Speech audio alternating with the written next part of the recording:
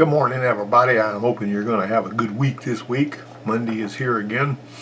And as I make this video, it's pretty chilly outside. It's about 30 degrees. And we usually get out and walk for about an hour, so we're going to be bundling up today, I imagine. But let's get started here. I used back when I worked at the Lincoln dealer, Lincoln Mercury, in 1983. I was introduced at that point to the fuel injection on the Fords, which was still in its early stages, and the you think about a scan tool and all this thing. This thing had it had the thermactor air diverter and thermactor air bypass solenoids, and they would whenever you would apply, you would put this thing in a self-test, and when you would apply 10 inches of vacuum to this vent port on this map baro sensor, it would put it into self-test, and it would do a little dance with those solenoids back and forth, back and forth, back and forth, and then finally, when they started cycling together, you would get a code. They didn't have a laundry list of very many codes, but I was thinking, well, they had a little connector there where you were supposed to plug something in to read these, but I went ahead and built me a box with some stuff I got from Radio Shack so that I could hook that box up to the two terminals that were supposed to flash out the codes, and I'd hook it to the battery, and then I'd hook it to those two terminals, and then whenever I could watch those lights and tell when it was started flashing out those codes, and I started fixing those cars using that homemade box I built. That was the first electronic homemade tool that I ever built, and I had a lot of fun building that. But another box I built to find a problem, and I've talked about the one before that I built a little box with four little low amp fuses in it to find a problem on a anti-theft system on a Eagle Talon. But this here was a different deal, and the transmission mechanic had rebuilt this 4EAT transmission on this Escort because it just wouldn't shift right. Couldn't find anything wrong with it, put clutches and seals and all that hogwash back in it, the pizza box thing. And then he came to me and says, can you help me with this? And at the time, that we didn't have any kind of, even at Ford, we didn't have any kind of scan tool capability to look at the solenoids in that transmission and tell if they were doing right. And so what I did was, you notice, I got to looking at this and I said, well, this is kind of like a Nissan RE401 in that you've got the solenoids are grounded, and rather than having them powered up on one side and the PCM putting a ground to them on the other side, this one sends power to each solenoid, which is hardwired to ground. So I said, well, what we can do, and Ford actually had a box that we could use on the Ford Probe to troubleshoot those, but it wouldn't work on this Escort, although the transmission was very similar. But this gave me the idea. I says, let's take this box that I built. You can see how I got these little LEDs wired up with a resistor for each LED, and each one of these down here went to a different transmission solenoid. Of course, I had the torque converter solenoid was another one, not just the shift solenoids, but the torque converter solenoid. I went ahead and hooked up to it too, so that whenever the solenoid was energized, the LED would light up, and it wouldn't when it wasn't energized. And so, how is that good? Well, you might think that the transmission is going to turn on shift solenoid number 1 in first gear and shift solenoid number 2 in second and shift solenoid number 3. That's not the way that works. What you see with this chart right here is how these things are wired up.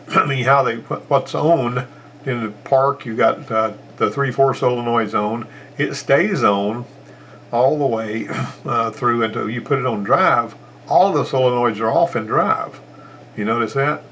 Okay, so, but that's below 26 or 16 miles an hour.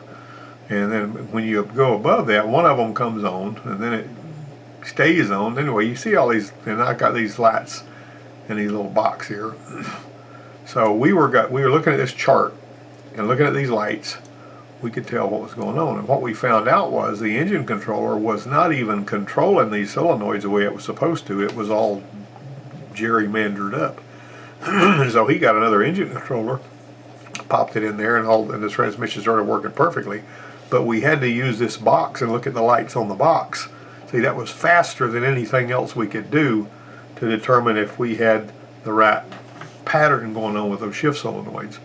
I used this box later to troubleshoot the air suspension system on a Continental, because it actually had hardwired solenoids, air solenoids, and it would send power to them. So I was able to use this same box to find and repair the problem on a Continental that had air suspension issues.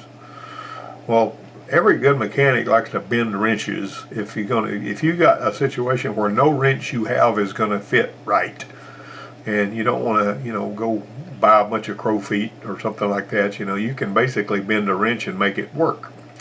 And if you've got a torch and you know how you need the thing bent, and then a lot of the times I would have some cheap wrenches on hand that I could build. Of course, a Proto was a wrench that I used for a long time. That's a good wrench right there. And I don't know who owns that company now. That's an old Mack wrench that my dad gave me that he bought off the Mack tool truck in the early 1960s. But anyway, I've got all these wrenches, and these are some of the wrenches that I've bent and fouled up and all to get to a particular problem. I used to do that at the college too. I'd show the students how we could bend wrenches whenever there was no other way to get it done, Well, there's tools that you already have. I got a call from this guy way up north, and he's working on this Asian make. And I told him, I said, scope the cam and crank sensors, because he says, I did some torch work, having to, take care of a bolt that I broke off down there by the crank wheel and all that. And whenever I got through, I put it all back together, and the thing would pop and snort and backfire, and it wouldn't start. And I've been working on it for a month. I don't know what to do with it. And I said, scope the cam and crank sensors. Well, he had never done that, and he didn't want to fool with it, even though he had a scope.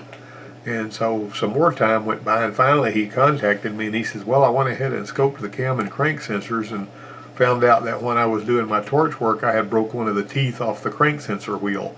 See, somehow he had missed that just looking at it, but whenever he scoped it, he found it right away.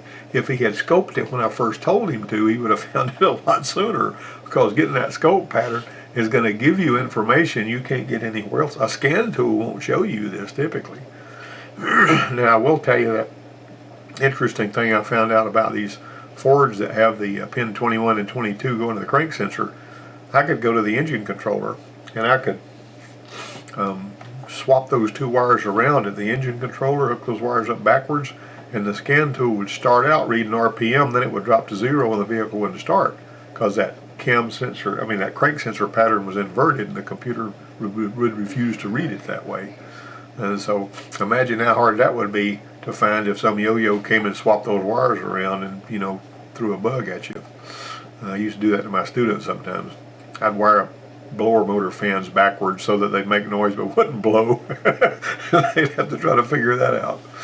Well, in the old days, we would check the ignition timing first to rule that out when we were attacking a drivability issue. If one of the rules of thumb was if the ignition timing is too slow, you're going to have a sluggish running engine. It's not going to, it's going to be a lousy fuel economy. It's not going to have any power. If you have ignition timing that's too fast, it will usually kick back starting if it's too fast, or it'll ping and labor knock if it's only a little fast. But it can, I have in some circumstances on 3.8 liter Ford Tauruses, which is really hard to set the timing. You got to shoot the timing light into a mirror to see the thing. I don't know why they did that, but the long and the short of it is those would buck and jump going down the road if the timing was a little too fast. And this one guy that I had trained was over there working on one, and he worked. And he was trying to avoid setting the timing because it was so much trouble, which was kind of silly. It's like looking in a place where the problem is not, because it's easier to look there, and you're not going to find it because you're not looking where the problem is. Well, we can do a running compression test on each cylinder, record the results as we go, snap the throttle, and isolate mechanical issues. And once again, we're using a test to rule things out or to isolate what the problem is. And the in-cylinder compression waveform can be used the same way. Now, these red and blue humps you see are drawn. The scope didn't do these but this shows you where the exhaust and the intake valves are. So if the exhaust, you can see where the exhaust is open. This is your, whenever all the valves are closed and you're at the peak of your combustion event, and which starts about there and goes up, and then whenever it fades away, piston's on its way down, it goes down here to the atmosphere, and the valve opens, exhaust valve opens. All right, you see this goes up a little bit because it's pushing that exhaust out through the exhaust valve. Then you got this overlap, and the intake valve opens, and while the piston's going down, you got low pressure in here because it's pulling in atmosphere, and when that valve closes, it starts, you know, squeezing the air, and then you have your combustion event, and it goes back down. All right, so that gives you a little bit of, now I've covered this before in other videos, but this one right here was, I had discovered this particular little chart years ago online, and it gives you a lot of information in one good thing there. But looking for a misfire, you know, sometimes engine control module will report a misfire on a cylinder that's not the right cylinder. Well, we used to run into that occasionally, particularly on qual-pack vehicles for some reason. You'd have a misfire and it would throw you a P0303 code, and you'd look at that cylinder and you'd find out it was on the companion cylinder or something like that. And I don't think it's that bad all the time on every vehicle, but we used to have issues with that. But the misfire cylinder on this one was a P0306, and this was the waveform on the misfire cylinder. And you can see that that doesn't look like what we just looked at a minute ago, right? Okay, so the good one's on the right. This is the good one over here, and the bad one's on the left. And you can see how what we were talking about before, down here the exhaust valve opens, it's pushing the exhaust out, and then you got this overlap period, intake valve opens, and then when it closes it starts, you know, building that. But you got this right here going on, which doesn't look like this, right? So what in the world is going on with this? Well, the atmospheric pressure is along the bottom of this right here. Okay, so you got at the top dead center is point A. Point B is bottom dead center. That's where the exhaust valve open actually. And so, and the exhaust begins to escape. Now the pressure changes in direction at B. Alright, so once again, this yellow line is your atmospheric pressure. That's where everything's as low as it's going to get in there. Okay, so analyzing the wave on a bad cylinder, what is the problem happening in this bad cylinder? Well, the exhaust valve's wide open at point D. The pressure should be bouncing just above 0 psi. In other words, the exhaust valve should be wide open, but is it? You know, we don't know yet. Okay, that's what it's supposed to look like. And you can tell, you can see a huge difference from how it was supposed to look and how it actually looked. Alright, since the cylinder's in vacuum state when the valve opens and pressure goes above 0 as it's rising on the exhaust stroke, something's blocking airflow path to the exhaust. In other words, the exhaust cannot leave. So there could be an exhaust camshaft timing, exhaust valve limited, exhaust runner that's restricted, which in this case, when you look at that with the valve removed, you can see this carbon had totally clogged that passage in there, and that was what was causing this one here. It was a misfiring cylinder, the exhaust couldn't leave, it was just ran terrible. Now let's look at this other one here. Okay, this was a no start after engine work. Now, that says the green trace. Actually, the trace is not green. The blue trace is from the well, I cropped off the end cylinder pressure because we don't need that. So forget about the green trace because there's not a green trace there. The blue trace is from intake vacuum. All right, you see the cylinders: intake 3, intake 4, intake 5, intake 6, intake 1, 2. All right, so 1, 2, 3, 4, 5, 6. The firing order on this one is 1, 2, 3, 4, 5, 6, which it is on a lot of these V6s, except Fords. The blue trace is intake vacuum. The pink markers are the dividing the pressure waveform by the number of cylinders. Now this is V6. Look at the blue trace and look at the exhaust. All right, you see anything here? What do you see? The screen's been divided. All right, I3, E4, so on and so forth. Now there should be 6 intake pulses and 6 exhaust pulses, but we've only seen 4. And that was because the intake and exhaust camshafts had been installed backwards, and this waveform was taken with the engine spinning. So it wouldn't even start with the, you can see how somebody would make that mistake. They get the camshafts mixed up because you can't just look at them and tell which ones are which on this particular engine, whatever it was. Anyway, I don't remember. Put it back in there and built it up and get your timing marks right and all that, but those cam lobes are pointing in totally the wrong direction. So anyway, that would be a tricky one to find there. Now, you can run a dynamic compression test. Most people don't use this. They have questions about it on sometimes when you go to take your L1 exam, for your ASE. But you may or may not see this on your L1 exam because sometimes not everybody gets exactly the same questions on their ASE test. They have a huge test bank and they're sort of randomly handed out to you. But this can be used to pinpoint the cause of a misfire when the usual tests return normal results. So it's used by performance tuners too. But let's start out with this. So you do your test first. Start by doing a static compression test and record the readings in that column. So put all those in there. And I just put these random readings up here. It's going to be a little more for, dual overhead cam engines and all that. But this is pretty much what you'd expect to see on a healthy 2-valve engine. And put all the plugs back in it, except the cylinder you're testing. Ground that spark plug wire to prevent module damage or disconnect the coil, if it's a cup coil. And so, if you just unhook a spark plug wire and let the spark look for the easiest path, it's liable to find somewhere to go that you don't want it to go and mess things up, because once it has jumped, it's going to keep jumping there. Disconnect the injector, because you don't want fuel squirting in there. Even though you got the coil disabled, you don't want to squirt fuel in there while you're doing this. So install your compression tester into the suspect cylinder. It can be done with the Schrader valve removed, but most techs recommend leaving the valve in and burping the gauge every 5 or 6 puffs. Now this is a little annoying on this compressor gauge here. You can see if you look where it's bouncing up to, and sometimes you got to do it that way. But some compression gauges will hold that, that highest pressure, and then whenever you snap it, you got to be watching it real close. It takes a little practice to get to where you can do this. So anyway, from 1200 RPM, snap the throttle at 2500, release it, and the read should record the results. So you've got static, which is what you got to start with. You got idle, and then you got your snap reading, and you're going to compare all the cylinders.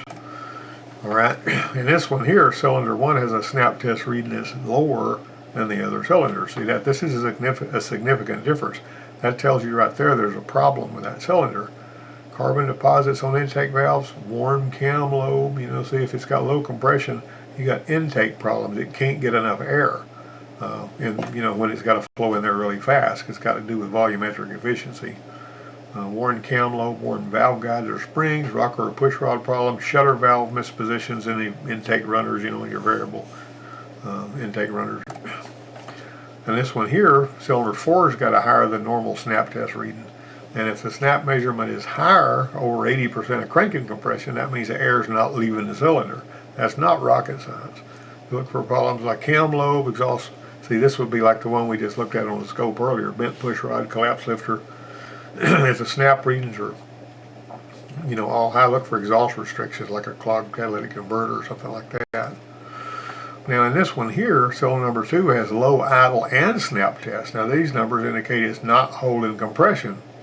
So you can look at bent or burnt valves, carbon buildup, worn valve guides, cord cylinder wall, badly leaking, ring problems, which I didn't put in that set of bullet points there. Now what about a no start? Well, will the engine spit over normally and have an even sounding compression? If the compression is uneven sounding, and I've heard people spin a car in a parking lot and they can tell the compression was low on one cylinder, go whoa, whoa, whoa, whoa, whoa, whoa. If it's going to pick up speed when it's not even having to squeeze air because there's no compression being held in that cylinder.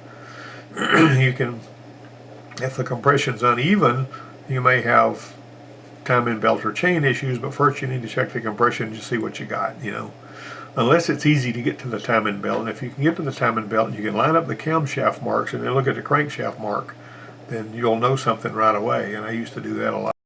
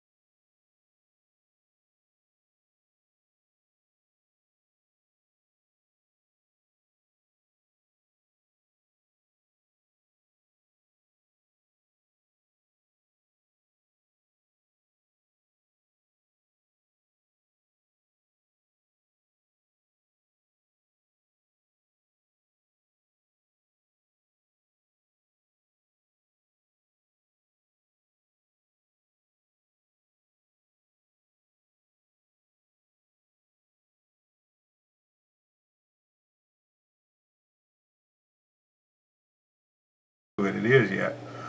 Well, look at your fuel injector using a Noid light. You've seen these little Noid light sets you can get. If you've got an LED test light, you can back probe very carefully and see if you got an injector pulse. I like to grab a hold of the injector with my fingers, at least one of them. If you go click, click, click, click. If the injector's clicking and you got spark, you at least know you got a crank sensor. Typically, if the injector's clicking, you know you got a crank signal. Then you check for spark. And if you've got weak spark, you may need to have coil issues or voltage problems feeding that coil or something like that. But if you've got a good strong spark, if you like on a distributor, if we pull the coil wire back and stretch the spark and the engine would start up, you know the plugs were fouled. And then sometimes I would pull that thing back and let it jump, maybe an inch or so, or while it was running, and it would run smooth as long as you were jumping it. But if you put it back in there and start running rough again, but that higher spark would overcome those, give you a better spark to fire the mix in the cylinder. And if you hold it out there long enough and you let it run, it'll clean the spark plugs and you don't have to pull them out or nothing. That was a nice little trick I used to do. And check the BCM for an RPM signal, though. If you look at your scan tool, if you don't have an RPM signal, you're not going to have injector pulse and you're not going to have spark. It's as simple as that. Now, what we need to know, we need to gather data, find out what's wrong. Is the battery healthy? Start with a good, strong battery. These vehicles, a lot of them won't start if the battery voltage goes low it may sound like it's spinning normally, but if the system voltage drops below about 8 volts, it won't even operate the injectors even though the engine's spinning over. So make darn sure you know what that battery voltage is. Is the base engine healthy? We talked about that in previous slides here. Is the computer awake? Do we have fuel in sufficient pressure and quantity? Is the fuel good? There was this guy that came in on a Dodge Ram one day, or he had it towed up there, and he said he had filled up his gas tank, or he said he had bought 5 gallons of gas at a gas station, and then 2 blocks later the truck quit. And so we got it in there, and I pumped all the gas out of that thing. I unhooked the fuel line from the fuel rail, put it in a clean bucket, had a couple of clean white buckets there that we could use for that, ran that pump until every last bit of the gas that the pump could pump out of that tank was pumped out. I do that looking for water in the gas, right? But I didn't see any water in the gas, and the gas looked and smelled just fine. I expected to have diesel on it or something like that, but stick your hand in it, wave it around, see if it smells like diesel. It didn't, and it smelled good, it looked good, but I got some gas out of our tanker, and I put in the gas tank to replace the gas we had pumped out, and that truck started and ran perfect. I have no earthly idea what was wrong with the gas that he put in from that station, but I bet you he wasn't the only vehicle that experienced that problem. All right. Now, do we have clean spark plugs that are not fouled? Sometimes if they start the vehicle and move it to the other side of the parking lot a bunch of times, like on used cars, cold enrichment will foul the spark plugs, and you got to wind up pulling them out. It can wash the cylinder walls down too. And on these low tension piston ring engines, it can make it sound like it doesn't have any compression, fool you into thinking there's a timing belt problem. Now, some vehicles won't start with a bad cam sensor. Fords usually will. Some will only start sometimes with a bad cam sensor. Like in the mid-2000s Nissan Altima, you can unplug the cam sensor and it may start and it may not. Okay, some will start even without the cam sensor plugged in, which is what the Ford is talking about. Now, if you've got a Nissan that's got 2 cam sensors, like it's a V6, and one of the cam sensors is bad, it will start, but it will start hard. Now, we had one that had to replace a starter on one time, and after we replaced the starter, I noticed it would spin a long time before it started, but it started and ran just fine. And then we pulled the code and got a PO340, I think, whatever it was, and one of the cam sensors, it turned out, was no good. When we put that other cam sensor on, you could breathe on that key and it was running. That's why he burnt the starter up, was because he kept starting it with a bad cam sensor. All right, now talking points. If your heart's not in it, you'll fail. Right? If you don't have gumption, you'll fail. Performance, attitude, integrity, and dependability. If you're running short on any of those 4 and you're trying to be a professional mechanic, then you're not going to be worth very much to your employer. You got to be able to perform. That means you got to be able to turn out the work. Your attitude's got to be good. There was this one guy that I put at a Nissan dealer, and he wasn't all that great of a mechanic, But he was strong, he was young, and he had a terrific attitude. Now his troubleshooting skills were nil, because he actually didn't finish some of my courses, but I managed to get him a job anyway. But they really liked this guy there because they liked his attitude. Integrity, you got to be somebody that if you charge out that part, it needs to go on that car. There were some of the people that were, passed away, or mechanics that left the dealership when I was over there, and we'd look under their bench and find all kinds of new parts they never put on but got paid to put on there. Now, you don't need that. Dependability means you show up for work every day. This one guy called me and he says, I have got some really good mechanics working here, but they only show up for work about 2 days a week. And he couldn't schedule any work because of that. And he was always looking for somebody to replace people like that, An email from a YouTube subscriber says, I'm young in the mechanic world but have extreme love and passion for cars. I go to school for mechanical engineering and work at a shop. I watch all your videos, and it's an absolute honor and a privilege to be able to watch your sessions. I learned much and appreciated your automotive stories are priceless. And so this guy really appreciated the thing. This other one said he's honored to learn from somebody that not only has technical knowledge but personal experience and ability to explain the difference between each and apply each aspect of being an automotive technician. Okay. Subscriber 1 says, thanks for your videos. I used them to pass 5 ASE tests so far. Laid off coal miner trying to restart again. Subscriber 2 says, my tool of choice to pass 8 of mine. Really, it's gratifying to know that people are watching these videos and passing ASE tests. Some of them said they took them and failed them, and then they watched a bunch of my videos and then they passed them. And if it works for you, use it. That's all I got to say. Well, I hope you guys have a great week. And hey, let's all be careful out there. And I'll see you on the next one.